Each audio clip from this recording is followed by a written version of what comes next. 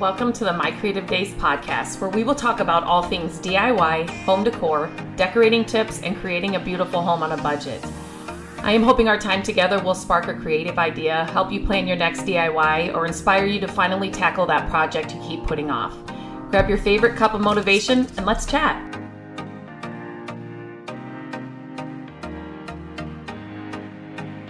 Good morning, everybody. It's Monday, another work week, another start of another week. Today, I want to talk about how to choose your first piece of furniture to flip. So, for anybody that has ever wanted to flip furniture or has flipped furniture or is just starting to flip furniture, somebody that wants to decorate their home on a dime, choosing the right piece of furniture makes the biggest difference. And I have to say, over the years, I have learned. So I've been flipping furniture, like I've said before, for over 20 years. And I initially did it to decorate our home because we bought our first home. We moved into our first home the day after we got married.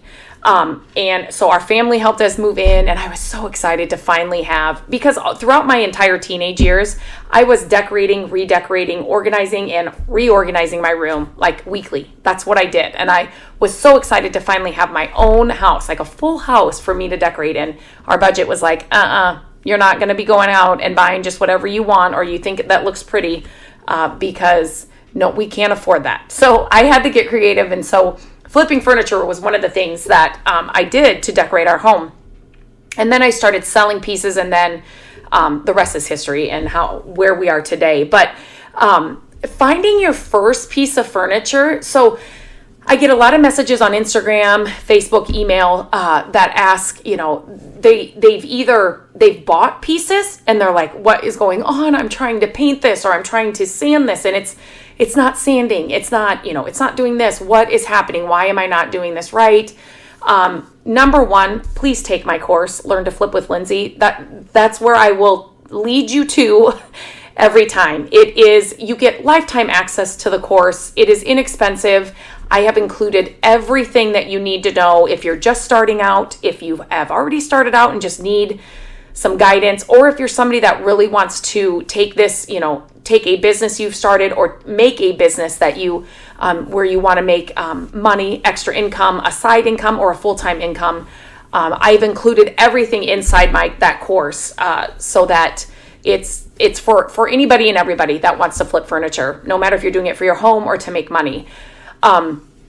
So that's the first thing I will say to somebody when I get those messages. I'll get a photo, in my DMs, and it'll say, this doesn't look like wood, or, oh my gosh, I was, trying to take this veneer off and now I have a big hole, or there's just, or I took a little bit of this off and it's not looking like there's even wood underneath it. What am I doing? And a lot of times, to be completely honest, people are just picking up the wrong pieces. And I did it too. That's where I started. I picked up whatever I could pick up. If it was inexpensive, free, I thought I could put some paint on it and make it look better, I picked it up. I mean, I think it was just, I thought it would be easy. And I quickly found out that it was not easy. If you are not picking up the right pieces of furniture to flip, you are going to spend so much time, money, and energy, and it's not going to be worth it in the end. No matter if you're selling it or putting it in your home, it's just not going to be worth it. So I thought I would go over some of the tips that I want to give you, that I would give to somebody that says, okay, I've tried to pick up furniture and it's just not working. None of the pieces are working. Or somebody that's like, I want to start flipping furniture and making money. What do I pick up? What do I look for in my first piece of furniture to flip? Because here's the thing, when I was doing it in the beginning, when I was picking up anything and everything, there were so many projects and pieces that I just dreaded doing. Throughout the entire process, I'm like, I hate this. I knew I wouldn't like this piece, and flipping furniture is so much fun. It's so creative. It's like, it is rewarding. But if you're not picking up the right pieces, it definitely isn't. And I want to encourage you to find those right pieces, because you're going to have so much fun doing it. And believe me, you'll get burnt out in a quick second if you're picking up the wrong pieces. So My number one tip for anybody looking for the first piece of furniture or the right piece of furniture to flip is to look for real wood pieces. So if you are just starting out, do not pick up, any particle board, laminate. And here's one way that I kind of like to describe it. If you've ever been to an IKEA, or if you have ever bought any IKEA furniture where you are spending a full day with tons of screws and pieces and putting this thing together, that kind of like not real wood. I'm thinking of, because we bought the cubby systems a few times for the kids when they were little for their toys. I'm thinking of those. That kind of wood and those kind of pieces, they're not going to be good at all to be painting, staining. You can't stain them. Sanding them, it's not going to work. I know there are many paint companies and stuff out there that say we work on everything, but if I look for real wood pieces, and I do have a blog post, and I have done a podcast episode about how to tell if a piece is real wood or not. So check back. We'll leave the links to those in the show notes, but check those out for the signs that you should be looking for. Definitely, you want to be working with real wood with your first piece of furniture that you're flipping. And secondly, know your capabilities. So if you are just starting out, you don't want to pick up pieces that have broken drawers, chairs that the legs are broken or split, or I still will not pick up chairs that have split legs. There's just, don't do it. Just don't do it. It's not worth it. But if you're just starting out, you could use a sander. You can use a paintbrush. I definitely would not say, if you're just starting out, to just jump into getting a paint sprayer. There's a definite learning curve with those. But you can use a paintbrush, you can use a roller, you can use a sander. So kind of look for those pieces that just kind of need maybe some sanding and some paint, or nothing that needs repairs, nothing that there's a bunch of chipping, or you need to fill in wood, or it might be missing some detail pieces. I wouldn't pick up any of those. Just stick to what you're capable of doing and know what you can do. Cleaning, sanding, painting, adding new hardware. Maybe you need to stain, some of the wood. Those are some things that I would say to stick with when you're finding your first piece of furniture to flip. With that, I would say stay away from pieces that have fabric. Upholstery is its own beast. It is the one thing I wish I knew how to do, but then I always say it's probably a good thing I don't know how to do it, because our garage would be a furniture store, I'm sure, because I always find pieces and I'm like, oh my gosh.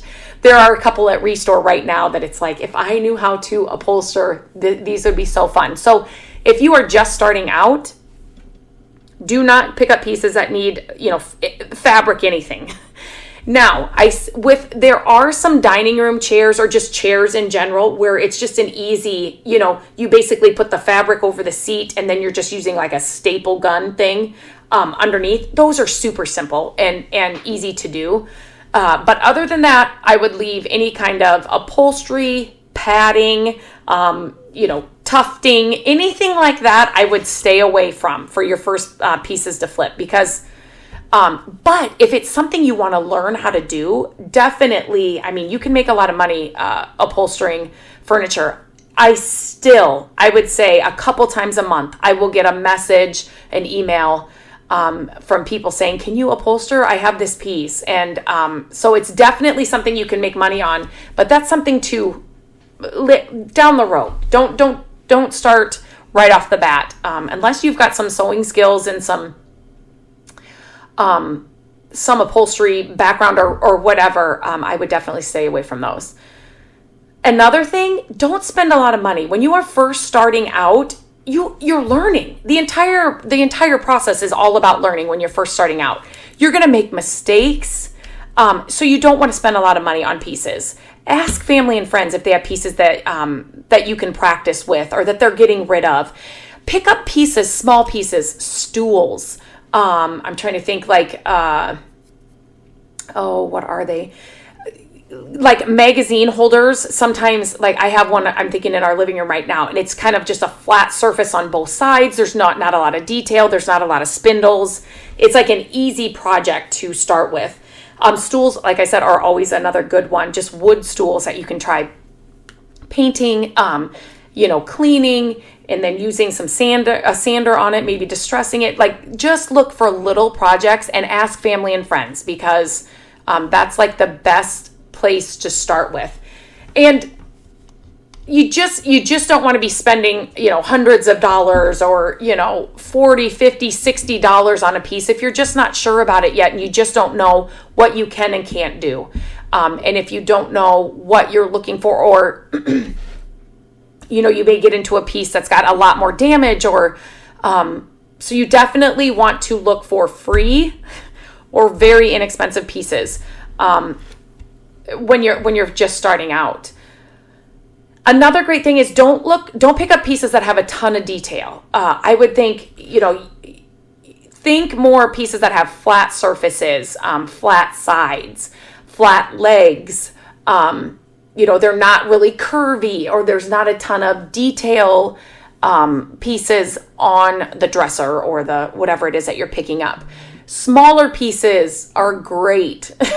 Like, your first piece, you don't want to pick up a full bedroom set and then have to worry about painting that and making it over. Think small dressers, small chest of drawers, end tables, stools, like I said earlier, benches, just kind of, coffee tables, little things like that. Even a kid's wood table and chairs, just kind of on a smaller scale, so you can just get in the habit and the process of, this is what I need to do, this is what I need to look for, this is how long it's going to take to make over, this is how much, product and supplies I'm going to need to make it over. Just stay small and not a lot of detail. And then also look for pieces that you're excited about. So like I said earlier, back in the day when I was picking up anything and everything, there would be pieces that would just sit in that garage and I would just be like, I'm dreading it. I would dread it. I was nervous about it. I was anxious about it. I just didn't want to do it. And then it's just taking up space, not only in my garage, but it was taking space in my mind, in my anxiety, I didn't want to do it. It wasn't worth it. So look for pieces that you're excited about. If you love the piece and there's still so much potential in it, the makeover is so much fun. I'm sure I've said it here before, but when I've got a piece of furniture to work on, especially now in where I am in this business and what I'm doing now, I look forward to that. It's like, okay, I can get away from the computer. I can just put my headphones in. I can listen to a podcast or listen to some music. And it's kind of a way for me to zone out and it's like paint therapy. It's just like, I have nothing else to think about but what the podcast is talking about and this dresser or whatever it is that I'm making over, because I'm excited about it. I don't pick up pieces anymore just to pick up pieces at all. I learned that way in the beginning. Don't pick up pieces that you're not excited about, because number one, you're not going to get them done. Number two, your work is going to show that you didn't love it. You know what I mean? Like, you're going to be able to tell. And number three, you just can't get it done fast enough. You want it out. You're going to want to sell it for less. You're just, look for pieces that you're excited about, because it's going to make the entire process so much better. And when you're just starting out, you want to keep that like excitement and the creativity and everything flowing. You definitely will come to those times when you're like, I just don't want to paint. I don't want to paint for another month. I don't want to paint another piece of furniture for another month. And that's totally normal, and you will get there. But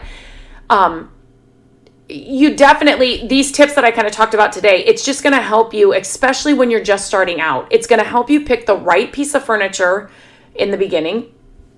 It's going to keep you excited. It's going to keep you learning. You're not going to have a lot of time, money, or effort invested. And it's just going to make you motivated to want to do it more and more, because it's going to be an easier process. If you stick with these few tips in the beginning, the process is going to be easier. You're going to learn so much.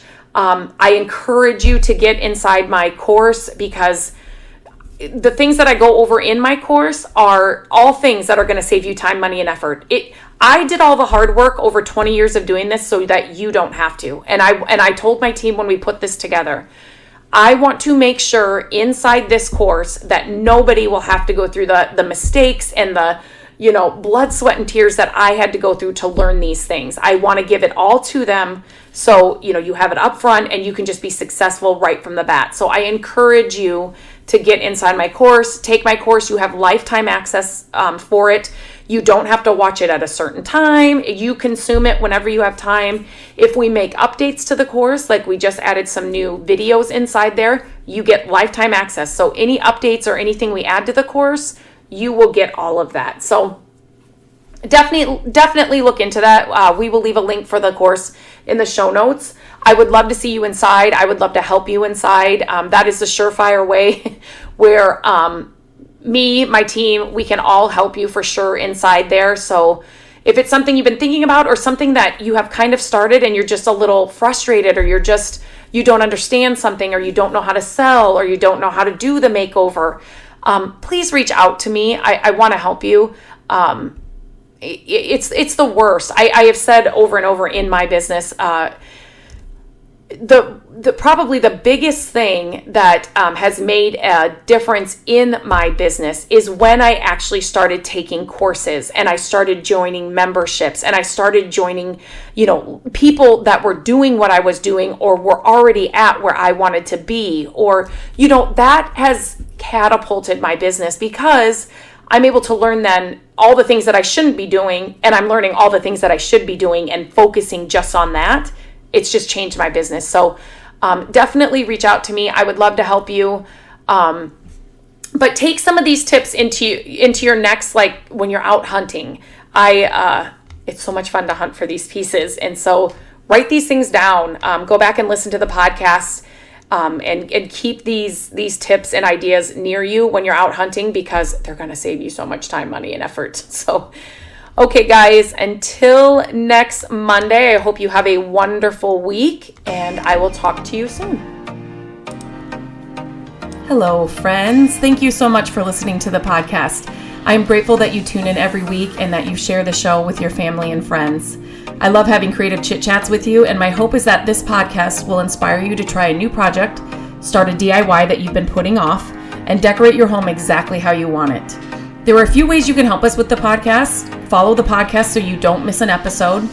And if you could take a few minutes to leave the podcast a review, that would help us so much. Again, thank you for being here, and I look forward to our chat next week. Bye-bye.